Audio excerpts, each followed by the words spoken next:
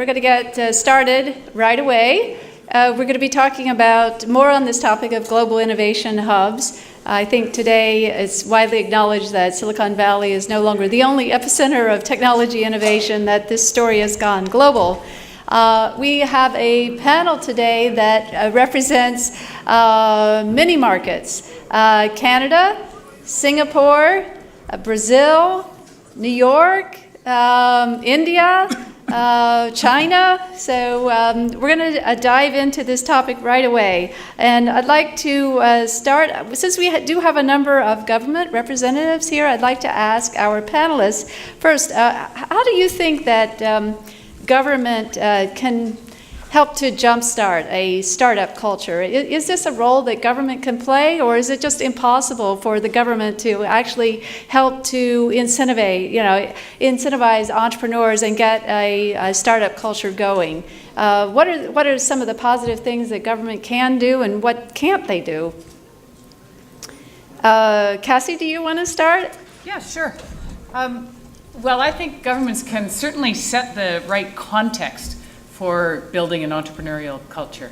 And some of the things that Canada has been doing is to try to build more risk capital in the country, to try to attract entrepreneurs, and we are promoting a brand new startup visa, to make strong connections between the Silicon Valley and some of our innovation hubs in Canada. Just building those connections between global markets is something that governments can facilitate. Right. Did anyone see the sign on Highway 101 today, or yesterday as they were coming here? Cassie, you want to fill them in on that? Yeah, sure. Pivot North? Pivot North. We are, in Canada, taking some proactive measures to attract entrepreneurs, and we've just launched a brand new startup visa that will provide permanent residency to entrepreneurs and startups who have secured an investment, fairly low-level threshold of $200,000 by a VC in Canada. So it's attractive to entrepreneurs. It's also, we're pitching to VCs who have been syndicating with Canadian VCs, should they not be able to secure the right residency requirements here in the US, to come north to Canada. We're making it as frictionless as possible to secure permanent residency. Okay. Good. From Singapore.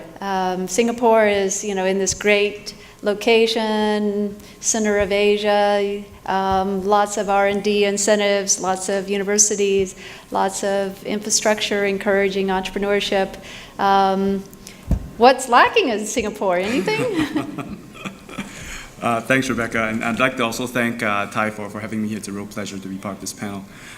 So kind of and you gave us a really glowing commentary there, so you're basically doing my job. But, I think kind of to your question, the main role of government in kind of promoting entrepreneurship is really just to come in and set up the environment and the infrastructure to kind of make sure that the funding ecosystem is there, the ecosystem of support, assistance, guidance for startups is kind of present, ready to nurture any sort of budding entrepreneurs in the ecosystem.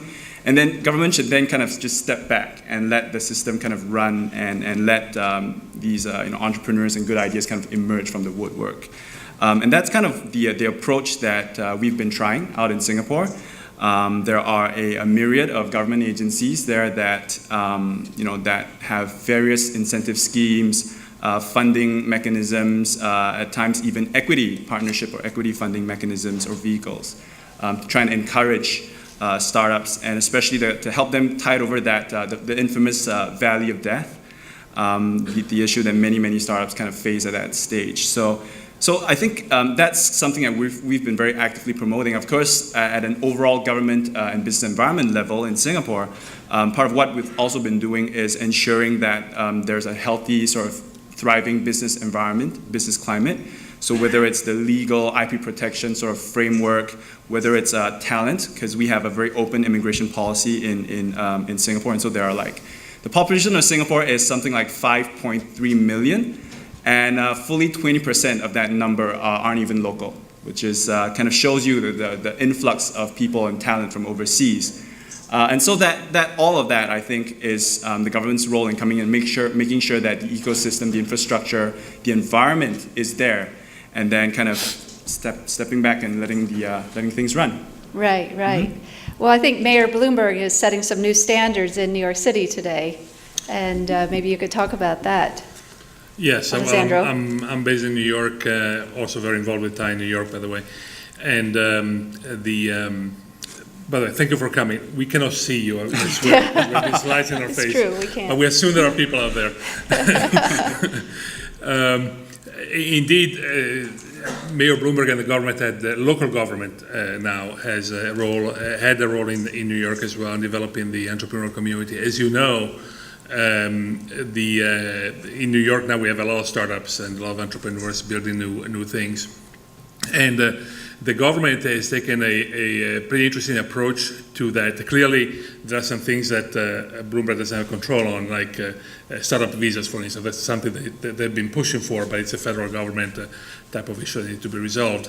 But what they've been doing is creating a number of private-public partnerships where the local government started some initiative, and then they got private capital to come in and fund the initiative. And then the administration was good enough to sort of get out of the way and let the initiatives move by itself. The biggest one that probably everybody knows about, with the objective of bringing more technical talent to New York, which is scarce, is bringing a new technology campus to the city. So there was this contest where all the universities from all over the world participated, and at the end, Cornell, in a joint venture with the Technion of Israel, won the contest. They're going to build a new campus on in the city on Roosevelt Island, which is a little island on the East River, and they've already started classes. In fact, last January they started the first master class for this program, which they held at the Google building in New York, which is the largest building in the city that Google bought, and they have 3,000 employees. So in government, the government has started a number, not this large. I mean, this is a $2 billion project, and the city is contributing the land. But they've done this in a number of occasions where they started like a number of initiatives. The Data Science Institute at Columbia is partially funded by tax credits of the city. And there's a number of other things, mostly on the education side and also on the startup incubator side. But they've been very active after 2008 when it was clear that the financial collapse was bringing down the economy. By the way, I don't mean to do a shameless plug, but if you're interested in the topic, I just co-authored a book called Tech in the City, which you can find on Amazon, that talks about the history of the New York ecosystem, how it was developed. Even if It's a very good book. You don't have to pitch it yourself. I read it on the plane the other day coming here. Even if I hadn't authored it, book. I would recommend it. I would recommend it, yes. Okay, from a Brazilian perspective, this talent race is going global, and what is Brazil doing today to help to cultivate the startup culture? My predecessor in the previous panel has kind of overlapped what I was going to say about the Brazil government, and I think he is pretty much accurate, because traditionally the government in Brazil is part of the problem, not part of the solution. More recently, not because of their own initiative, but because the scene has changed a lot. The last 2 years, the number of incubators in Brazil jumped from 90 to 400. So the buzz is enormous, and the universities are starting to talk about their proposals. It's not only focused on science itself, but always connecting with something else. Most of our deans and presidents of universities have been studying here, and now they are seeing what's going on. So we have, I think the government has a very critical role, perhaps not as important as they think they have, but the government cannot win the game, but the government can do a lot of things that only the government can do. So now we see initiatives regarding the tax burden, the complexity that the other guy has mentioned here. We see government and private universities and public universities as well discussing when the government funds the university, what the give back the society should get from these funds. So I'm not as optimistic as the general media is saying about Brazil, but I am confident that we are going to the right track. So I think a common thread I heard in all of your comments is that government can be the seed and help to stimulate, but in the end run, it has to be the local community that develops it. And so government can only do so much. They can help to jumpstart it, but then it's all up to the entrepreneurs and the VCs and the community. So that leads into another question about in this race of the innovation hubs. There's so many innovation hubs that are emerging today, China, India, Brazil, Russia, Canada, and so on. What are some of the most important, and if you had to rank them in importance, and what comes first, what are some of the most important ingredients? Infrastructure, a legal framework, the educational system, cost of doing business, a lifestyle, or the whole ecosystem, including incubators and accelerators, as well as an ample supply of venture capital money. What's the most important ingredient, and what comes first? Well, I'll jump in and say I think that the most important factor is education. And that's what universities can do, of course, is to build strong universities. In Canada, we have a real strength in our engineering talent and a myriad of really world-class engineering schools. And so that kind of talent is so valuable when it comes to innovation. So I would say that at the top of the list. Then, of course, risk capital and trying to secure that and syndicating with other centers of risk capital like the Silicon Valley. And then I guess lastly would be lifestyle and just the quality of life that any country can offer. Okay. Again, speaking for New York, one of the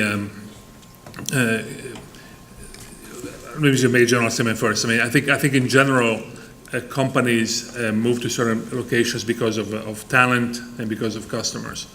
Now, when talking to entrepreneurs that moved to New York recently, one of the surprising things that we heard when we're making all these interviews that were the basis for the book was that a lot of young entrepreneurs moved to New York because they felt it was a great community, a clean and safe city to live, and the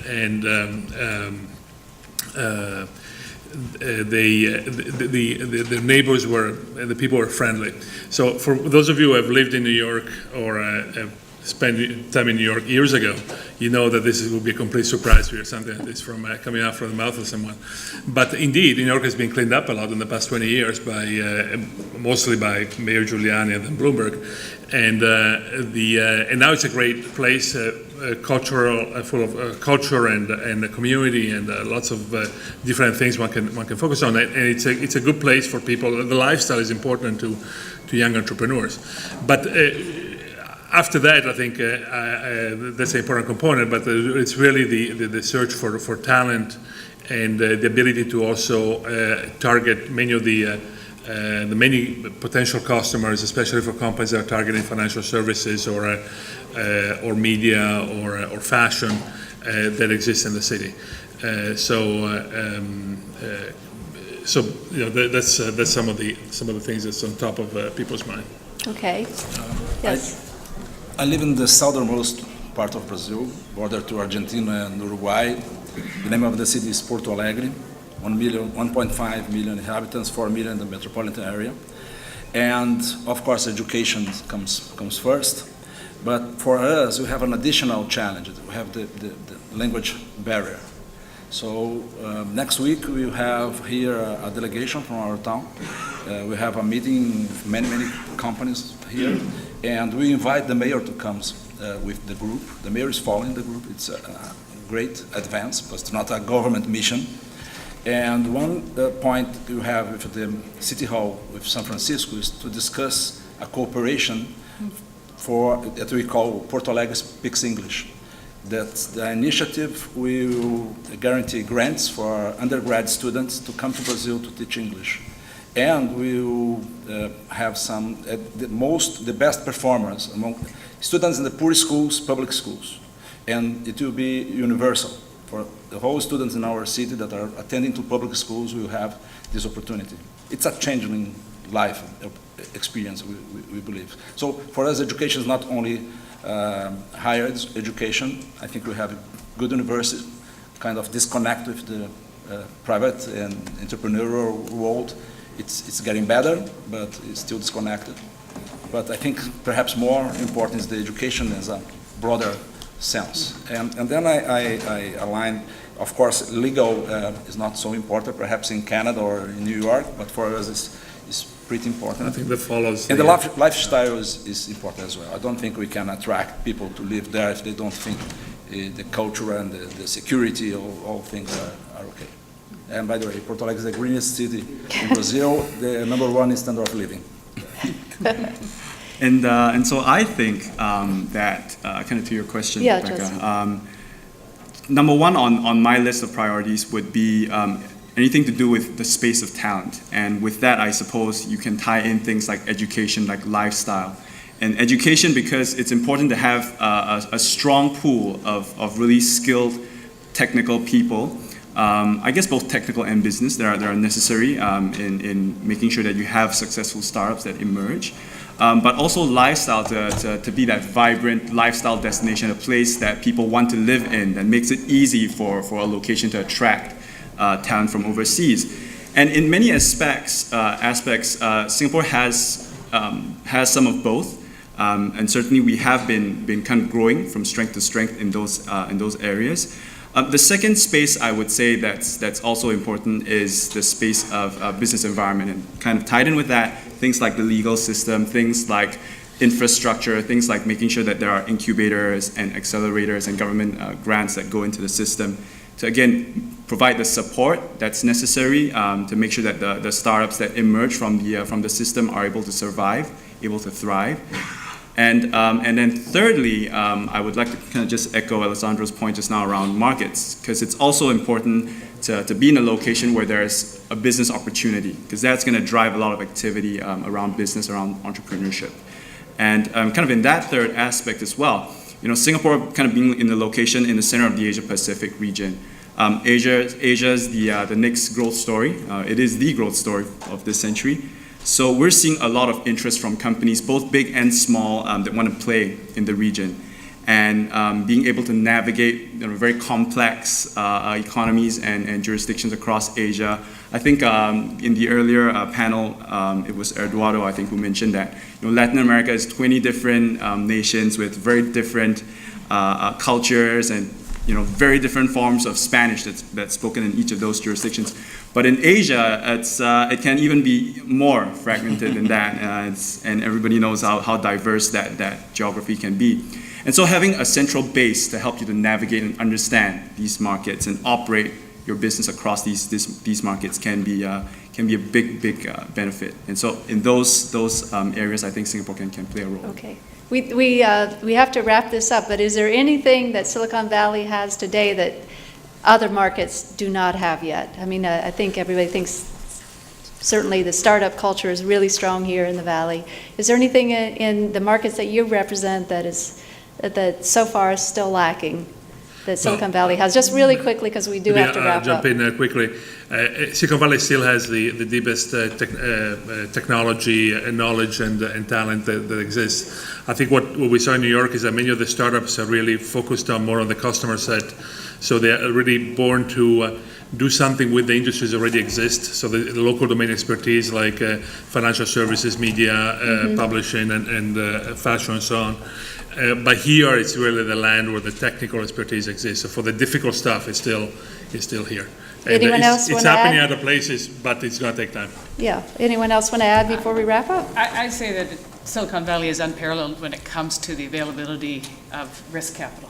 Okay, So that's risk really- capital. Yeah, risk Yeah. capital here, and Okay. and everyone else is trying to kind of catch up. Yeah, And I want to just jump in and add a sort of an angle from a soft factor is the mindset, the entrepreneurial mindset that's just pervasive here in the Valley. Because you can bring in all the external factors, business environment, risk capital, and make sure there's funding and talent from overseas and whatnot. But ultimately, it has to come from the mindset of the people that want to go out and start businesses, is open to taking risk, isn't risk adverse, and things like that. And I think that's far and away the one thing that Silicon Valley has in abundance. For me, in some industries I am focused on as an early stage investor, 40% of the exits all over the world occurs in Silicon Valley. So my criteria in Brazil to select, to filter business are how attractive the business since the beginning might be at Silicon Valley. So it protects me with some useful risks. yeah. There are not too many other markets in the world that have a sandhill road with all sorts of VC firms up and down that road and just next to Stanford. But in the interest of time, we do have to wrap up. Let's give our panelists a round of applause, please. Remember the book. How much?